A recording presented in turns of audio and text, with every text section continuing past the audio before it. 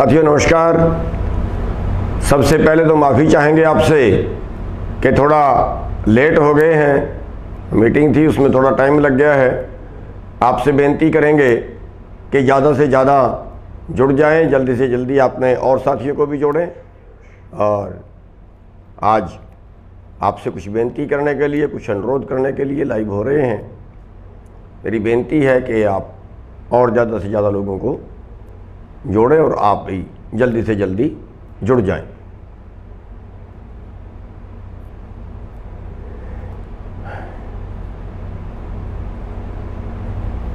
मेरी दोबारा बेनती है आप सभी से कि जल्दी से जल्दी जुड़ जाएं और भी अपने सभी साथियों को जल्दी से जल्दी जोड़ लें ताकि अपनी बात रखी जा सके।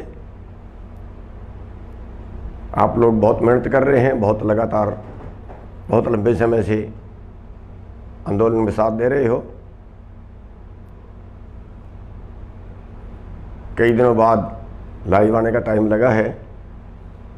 आपसे बेनती है कि सबको जल्दी से जल्दी जोड़ लें आप लोग।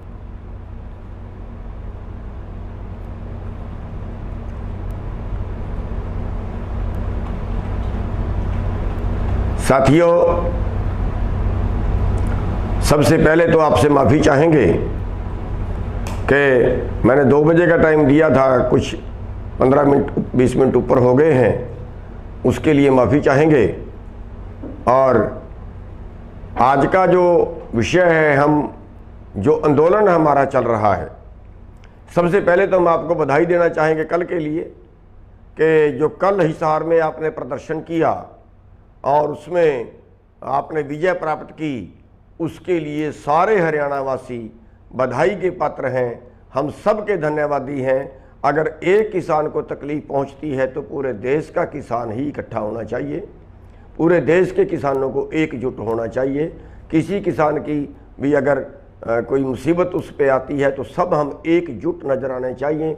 और जैसे कल आपने हिसार में प्रदर्शन किया और उसके अगले प्रदर्शन के लिए अगर कल ना निपटता, उसके अगले प्रदर्शन के लिए जिस तरह से आप तैयार थे, उसके लिए हम आपको धन्यवाद देते हैं। पहले भी आपने हिसार कांड पे एक छोटे से मैसेज के ऊपर हरियाणा में करीब 150 जगह पे एक तुरंत जाम लगा दिया था।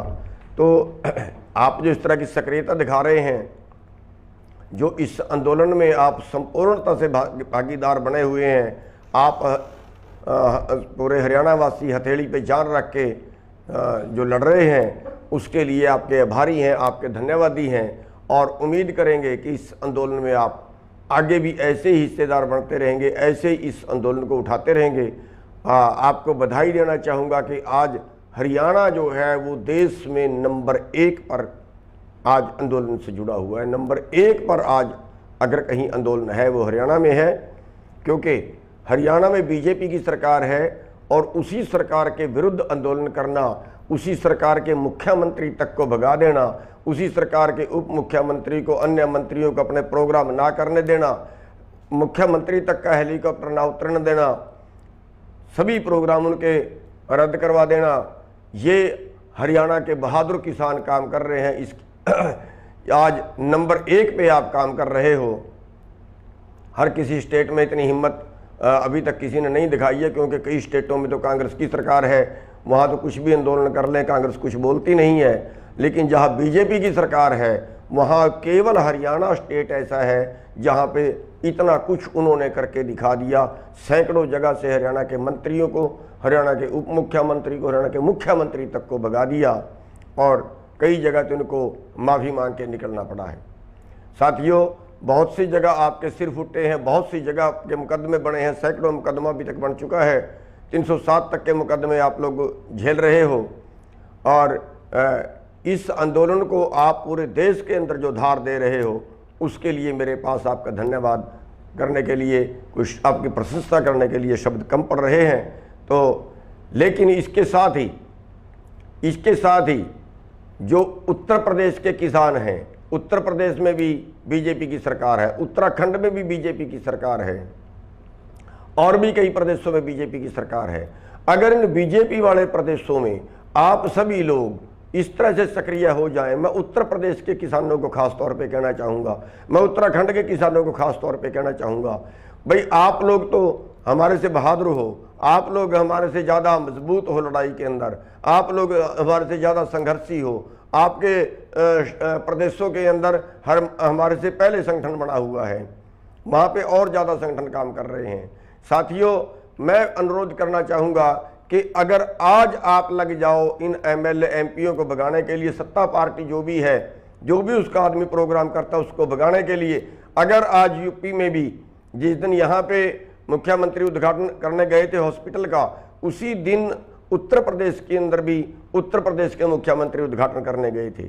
अगर आप यूपी वाले लोग उस दिन यूपी के मुख्यमंत्री को भी भगा देते तो शायद आज हमारा आंदोलन 4 गुना होता।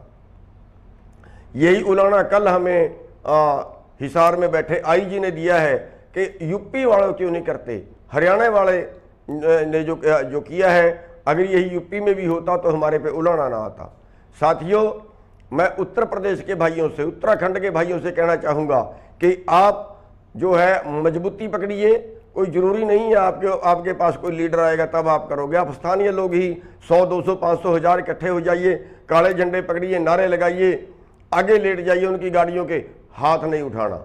आपने बट्टा नहीं मारना, आपने डंडा नहीं मारना, आपने गाड़ी नहीं निकालनी, आपने गाड़ी नहीं तोड़नी, आगजनी नहीं करनी, लेकिन विरोध प्रदर्शन इतना करना है कि उनको जान छुड़वानी भारी पड़ जाए। विरोध प्रदर्शन इतना करना है कि वो आगे के लिए आपके क्षेत्र में घुसना बंद कर दें। कौन है हमारा जिम्मेवार? हमारे नीतिकार ही हमारे जिम्मेवार हैं। ये सारे कानून हमारे से वोट लेते हैं और कानून सारे पूंजीपति के पक्ष में बनाते हैं, क्योंकि पूंजीपतियों से चंदा लेते हैं, कारपोरेट से चंदा लेते हैं, उनके पक्ष में कानून बनाते हैं। हमारे जो आम नागरिक है वो तो भेड़ बकरी बन के रह गए हैं। आम आदमी के लिए कौन सा कानून बनाया, आम आदमी के लिए कौन सी सुविधा दी? उत्तर प्रदेश जैसे प्रदेशों का हाल देखें, हम कहते हैं वहाँ पे ये है वो है, आज तक उत्तर प्रदेश में धान क्यों नहीं बिकता? आज तक उत्तर प्रदेश में गेहूं क्यों नहीं बिकती? कोई और फसल क्यों नहीं बिकती? उत्तर प्रदेश में क्यों मंडियां नहीं हैं? इसलिए कि आप लोग लड़ नहीं रहे हो। आप लोग पता नहीं किसके इंतजार में बैठे हो। आप लोग किसी नेता के इंतजार में मत रहिए। कोई नेता आपको आएगा वो लड़ने के लिए कहेगा फिर आप लड़ेंगे, नहीं। उठिए, आप सभी आदमी यूनी में हो, आप सभी लड़ सकते हो, आप सभी के अंदर बहुत ऊर्जा है।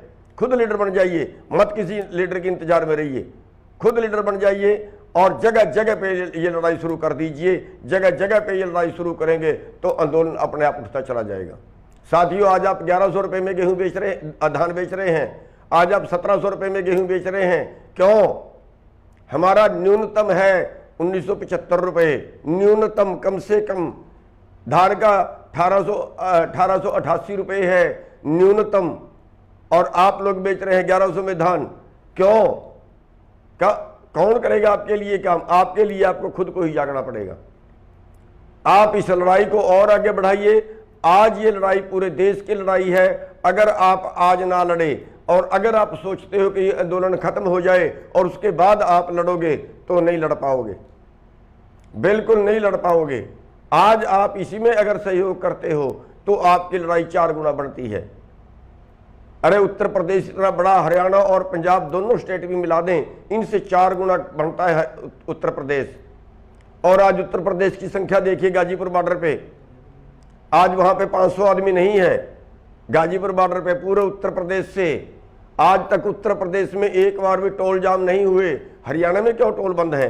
पंजाब में क्यों टोल बंद है? उत्तर प्रदेश के किसान हमारे से ज्यादा बहादुर हैं, कर सकते हैं। संगठित होइए, केवल संगठित होने की कमी है आप में। आप संगठित होइए। कहीं 50 आदमी होते हैं, 50 टोल पे बैठ जाइए, लठ मारेंगे, डंडे मारेंगे, जेल में ले जाएंगे, ले जाएं। आप जितनी कुर्बानियां दोगे उतना दूसरे लोग देखेंगे और जागेंगे। साथियों, इस आंदोलन को आगे बढ़ाने का एक ही तरीका है। उत्तर प्रदेश इस आंदोलन को और उत्तराखंड इस आंदोलन को आगे बढ़ा सकता है। उत्तराखंड के लोग फिर भी काफ़ी हिम्मत कर रहे हैं, लेकिन उत्तर प्रदेश के लोग जो है उनको बहुत तेजी पकड़ने की ज़रूरत है इस आंदोलन के अंदर। हम आपसे आज मेरा लाइव आने का मेन मकसद जो है वो उत्तर प्रदेश के किसानों को संबोधन करना है। उत्तर प्रदेश में आज जो हालत है, आज वहाँ का 4 एकड़ 5 एकड़ का मालिक उत्तर प्रदेश का आज ठेला लगा रहा है दिल्ली में आके, आज ठेला लगा रहा है हरियाणा में आके, आज मजदूरी कर रहा है हरियाणा में आके, पंजाब में आके। क्यों? क्योंकि उनकी फसल का भाव नहीं है, उनको टाइम पे बिजली नहीं है, उनकी खेती कमजोर है, उनकी बिकती नहीं है। इसलिए साथियों, कोई और आपके लिए लड़ने नहीं आएगा। आप किसी नेता के भरोसे बैठे रहिए तो फिर आपको कोई नहीं बचा सकता। हिम्मत मर्दा मदद खुदा, आप खुद लड़िए, रोकिए सारे टोल बैरियर, रोकिए सारे टोल बैरियर। कर एक गांव उठ के टोल बैरियर रोक सकता है, कितनी बड़ी बात है उसमें भाई। आप मंत्री आते हैं गांव में, आप 100 आदमी इकट्ठे होकर भी विरोध कर सकते हो, 10 आदमी भी काले झंडे दिखा सकते हो। क्या कर सकती है सरकार? लठ मार लेगी, डंडे मार लेगी, जेल में ले जाएगी, और क्या कर सकती है? घर में ही कौन सा हमारे सोना दबा हुआ है? घर में ही कौन सा हमारे स्वर्ग है? जब तक आप कुर्बानियां नहीं दोगे, जब तक आप सरकार से मुकाबला नहीं करोगे, जब तक आप लठ नहीं खाओगे उनके, तो तब तक आपकी बात सुनने वाला कोई नहीं है। इस विरोध, ये जो आंदोलन चल रहा है मोदी विरोधी, इसमें आप एक तरह से काम आपको करना पड़ेगा, क्योंकि आपके उत्तर प्रदेश में बीजेपी की सरकार है। आपको बीजेपी की जड़ें खोदनी पड़ेंगी, और जब तक आप बीजेपी की जड़ें नहीं खोदोगे ना, तब तक कोई मानने वाला नहीं है। हरियाणा पंजाब में तो सोचते हैं सारी 23 सीट है, नहीं भी आएंगी तो क्या हो जाएगा, लेकिन आपके वहां तो 80 सीट है। उत्तर प्रदेश में अकेले में 80 सीट है। अगर 80 सीट हारती है तो बीजेपी की बोलती बंद हो जाएगी। तो मेरा उत्तर प्रदेश के किसानों से अनुरोध है, अरे कोई आपका नेता आपके बीच में आएगा, आपको उठाएगा, आपको कहेगा, फिर आप काम करोगे। ऐसा क्यों सोच रहे हैं आप लोग? आप खुद भी तो नेता हो, आप खुद भी तो क्रांतिकारी हो, आप में भी तो, आपका खून भी तो गर्म है। आप तो हरियाणा से ज्यादा लड़ाके हो, पंजाब से ज्यादा लड़ाका है उत्तर प्रदेश का किसान। मजदूरों को भी साथ में मिलाइए, जिंदगी तो आखिर हमने ही जीनी है ना साथियों। इसलिए मेरी बेनती है कि जो यहां से कॉल जाए, जब रोड बंद करने की कॉल जाए तो हर रोड बंद हो जाना चाहिए, हर रोड बंद हो जाना चाहिए, छोटे से लेकर बड़े तक का।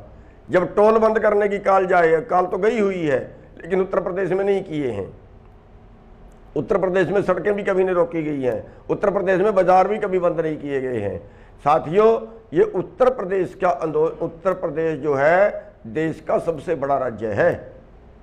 20 करोड़ 22 करोड़ आबादी है कल्ले उत्तर प्रदेश की। अगर अकेला उत्तर प्रदेश खड़ा हो जाए तो सरकार की चूड़े हिला सकता है।